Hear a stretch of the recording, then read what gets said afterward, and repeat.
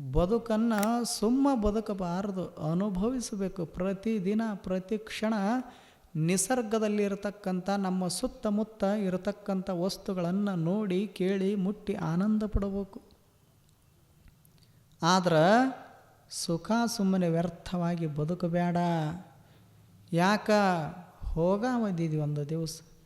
ಈಗ ನೀವು ಗಂಡನ ಮನೆ ಬಿಟ್ಟು ತವ್ರ ಮನೆಗೆ ಹೋಗಿರ್ತೀರಿ. ಹೆಂಗೆ ಹೋಗಿರ್ತೀರಿ?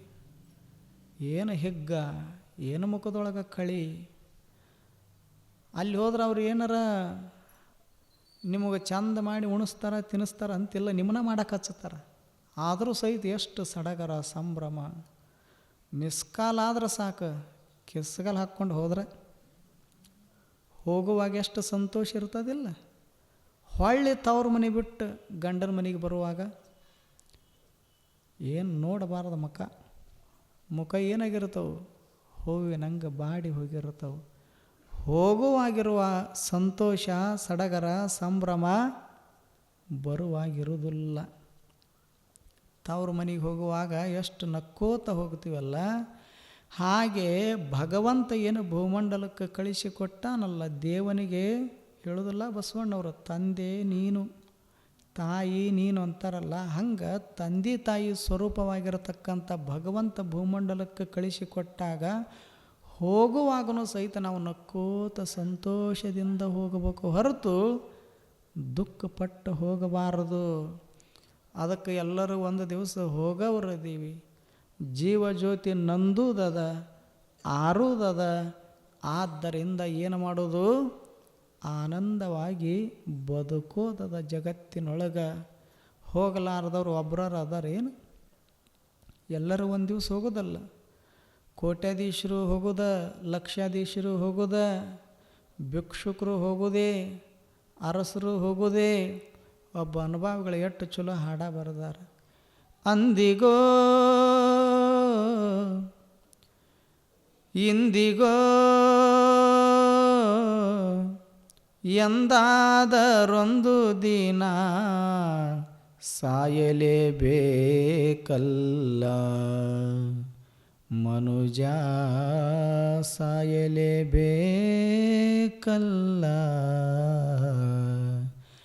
ಅರಸನಾಗಿ ಮೆರೆದರೇನು, ತಿರುಕನಾಗಿ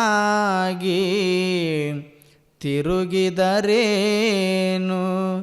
ಅವನು ಇವನು ಎನ್ನನು ಆ ಶಿವನು, ಅವನು ಇವನು ಎನ್ನನು ಆ ಶಿವನು, ಅವನು ಇವನು ಎನ್ನನು ಆ ಶಿವನು.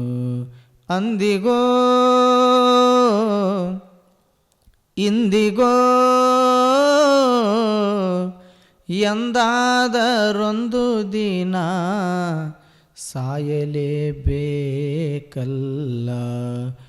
ಮನುಜ, ಸಾಯಲೇಬೇಕಲ್ಲ.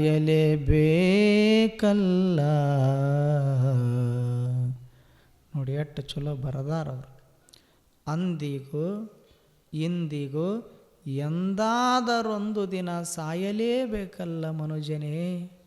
ಮುಂದೆ ಎಷ್ಟು ಚಲೋ ಮಾತು ಹೇಳ್ತಾರೆ. ಅರಸನಾಗಿ ಮೆರೆದರೇನು, ತಿರುಕನಾಗಿ ತಿರುಗಿದರೇನು, ಅವನು ಇವನು ಎನ್ನನು ಆ ಶಿವನು. ಯಾರು ಯಾಕಾಗೋಲ್ರ್ಯಾಕ?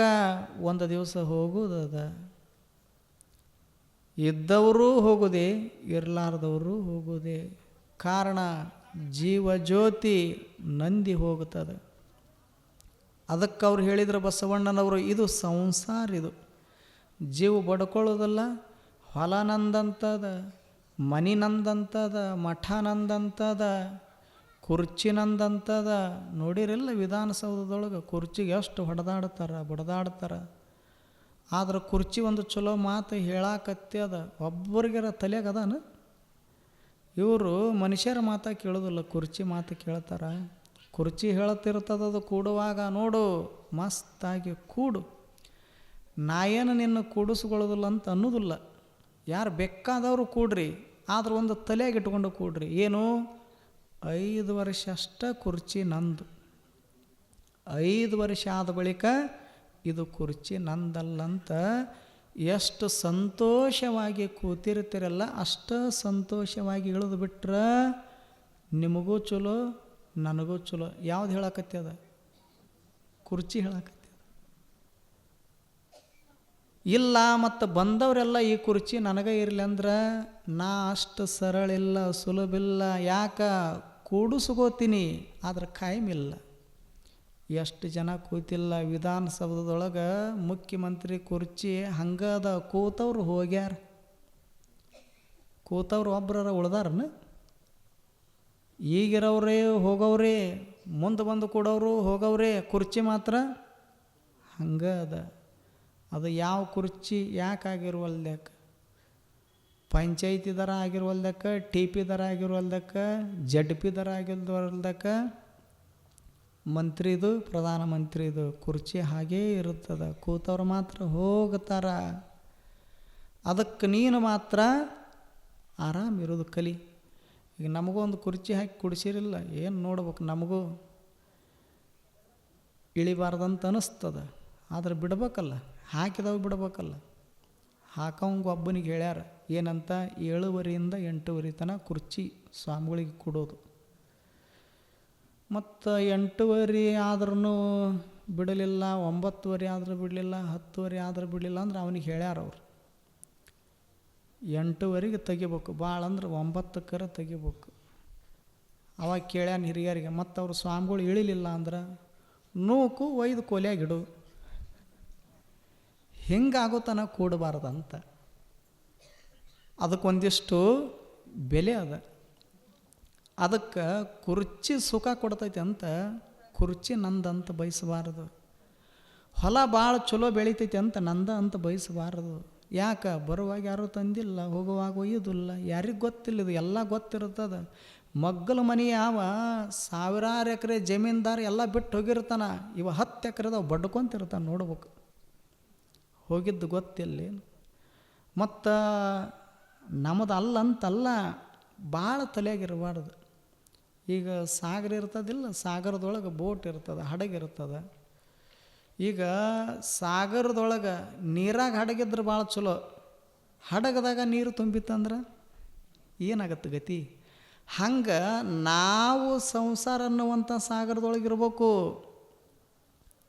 ಇದ್ದು ಬಿದ್ದವ್ರದ್ದು ಹುಟ್ಟು ನಮ್ಮ ತಲೆಯಾಗ ಹಾಕ್ಕೊಂಡೇವಿ ಅಂದ್ರೆ ನಮ್ಮ 100 ವರ್ಷದ ಬದುಕಿನ ಹಡಗ ಮುಳುಗಿ ಹೋಗುತ್ತದೆ, ಹೇಳ ಹೆಸರಿರಲಾರ್ದಂಗೆ ಹೋಗುತ್ತದೆ.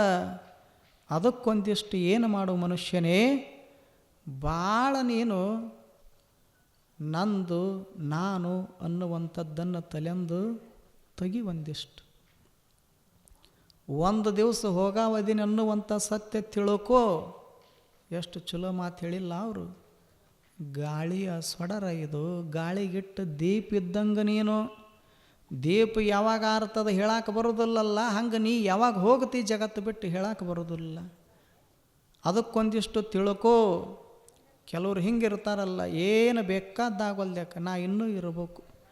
ನೋಡ್ರಿಲ್ಲ, ಹಾಸಿಗೆ ಹಿಡ್ದಿರ್ತಾರೆ, ಹಿಡಿದ್ರೂ ಮನ್ಯಾಗ ಜಗಳ, ದವಾಖಾನಿಗೆ ಕರ್ಕೊಂಡು ಹೋಗವಲ್ರು, ನನಗೆ ಉಪಚಾರ ಮಾಡವಲ್ರು, ನನಗೆ ಕಾಳಜಿ ಮಾಡವಲ್ರು. ಅವರ ಡಾಕ್ಟ್ರ್ ಹೇಳಿ ಕಳಿಸಿರ್ತಾನೆ, ಮನೆಯಾಗಿದ್ದರು ಅಟ್ಟ, ಮಠದಾಗಿದ್ದರು ಅಟ್ಟ, ದವಾಖಾನೆಗಿದ್ದರು ಅಟ್ಟ, ಹೊಳ್ಳಿ ಕರ್ಕೊಂಡು ಹೋಗ್ರಿ ಅಂತ ಅವಾಗ ಕಳಿಸಿರ್ತಾನೆ ಡಾಕ್ಟ್ರ್. ಇವ್ರ ಮನ್ಯಾಗ ಬಂದು ಪೇಷಂಟ್ ಅನ್ನತ್ತ, ದವಾಖಾನೆಗೆ ತೊಗೊಂಡು ಹೋಗ್ರಿ ದವಾಖಾನೆಗೆ ಅಂದ್ರೆ ಉದ್ದೇಶ ಏನು? ಇನ್ನೂ ಇರ್ಬೇಕಂತ. ಎಲ್ಲ ಆಗ್ಯದ ಹೋಗ್ಯದ, ಕೊನೆಗೆ ಶಿವ ಶಿವ ಅನ್ಕೋತ ಹೋಗ್ಬೇಕಂತ ಇಚ್ಛೆ ಇರೋದಿಲ್ಲ, ಇನ್ನೂ ಇರ್ಬೇಕಂತ ಇಚ್ಛೆ ಇರ್ತದೆ. ಎಷ್ಟು ಹುಚ್ಚದ.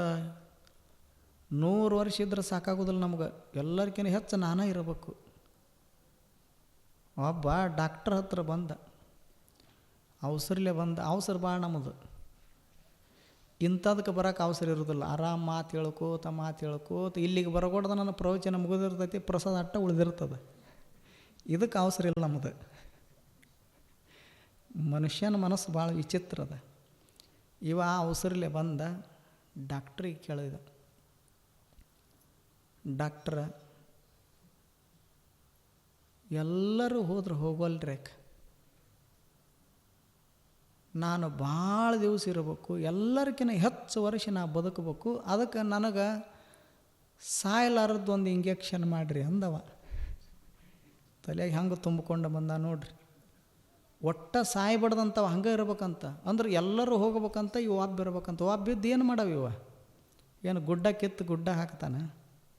ಆದರೂ ಹುಚ್ಚೆಷ್ಟದ, ಸಾಯಲಾರದ್ದು ಇಂಜೆಕ್ಷನ್ ಮಾಡಿರಿ ಅಂದ. ಡಾಕ್ಟ್ರ್ ಏನು ದಡ್ಡಿದ್ದಾರೆ ಡಾಕ್ಟ್ರ್ ಅಕ್ಕಾರನ? ಡಾಕ್ಟ್ರ್ ಅಂದ್ರೆ ಹುಷಾರಿರ್ತಾರೆ, MBBS ಓದಿರ್ತಾರೆ, ಲಕ್ಷಗಟ್ಟಲೆ ಖರ್ಚು ಮಾಡಿರ್ತಾರೆ. ಡಾಕ್ಟ್ರ ಶಾಣೆ ಇದ್ದ ಇವನಕಿನ. ಅವ ಅಂದ, ನೋಡಪ್ಪ ಸಾಯಲಾರದಂಥ ಇಂಜೆಕ್ಷನ್ ಇನ್ನೂ ಯಾರು ಕಂಡು ಹಿಡ್ದಿಲ್ಲ. ಆಕಸ್ಮಿಕ ಕಂಡು ಹಿಡಿದ್ರೆ ನಾ ಯಾರಿಗೆ ಮಾಡೋದಿಲ್ಲ, ಮೊದಲು ನನಗೆ ಮಾಡ್ಕೊತೀನಿ ಅಂದವ. ಅಂದ್ರೆ ಅವನು ಇರ್ಬೇಕನ್ನವನ. ಅಂದ್ರೆ ಹುಚ್ಚು ಎಷ್ಟದ, ಇನ್ನೂ ಇರಬೇಕು, ಇನ್ನೂ ಬದುಕಬೇಕು. ಅದು ಕಾಲನ ಗಾಳಿ ಬೀಸ್ತದ. ನಾವು ಎಷ್ಟು ಪ್ರಯತ್ನ ಪಟ್ಟು ಇರ್ತೀವಿ, ಬದುಕ್ತೀವಿ ಅಂದ್ರೂ ದೀಪ ಆರುದೇ ನಂದುದೇ.